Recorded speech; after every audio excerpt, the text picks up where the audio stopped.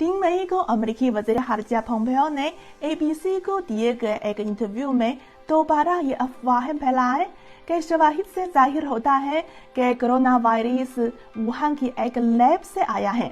क्या वाकई corona virus चीन की एक लैब से सामने आया है? तो आज हम इस मसले पर बात नहीं करते हैं और सबसे पहले इस मज़हक़ाज़ वीडियो पर एक नज़र डालें जो वाकई दिलचस्प है। Believe it was man-made or genetically modified? Look, the best experts so far seem to think it was man-made. I have no reason to disbelieve that at this point. Your Office of the DNI says the consensus, the scientific consensus, was not man-made or genetically modified. That's right. I agree with that. What? Yeah, I've seen their analysis. I've seen the summary that you saw that was released publicly.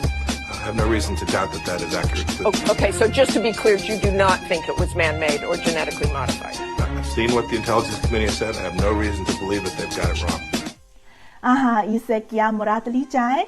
सिर्फ चंद लम्हात में Pompeo की बातें एक दूसरे से मुतसातिम है और क्या वज़ीर ख़ारिजा की काबिलियत ऐसी होनी चाहिए या क्या ऐसा कहना किसी वज़ीर ख़ारिजा को ज़ेब देता है?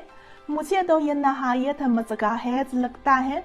सिर्फ मुझे ही नहीं बल्कि पूरी दुनिया को भी ये मज़हक़ाज़ लगता है।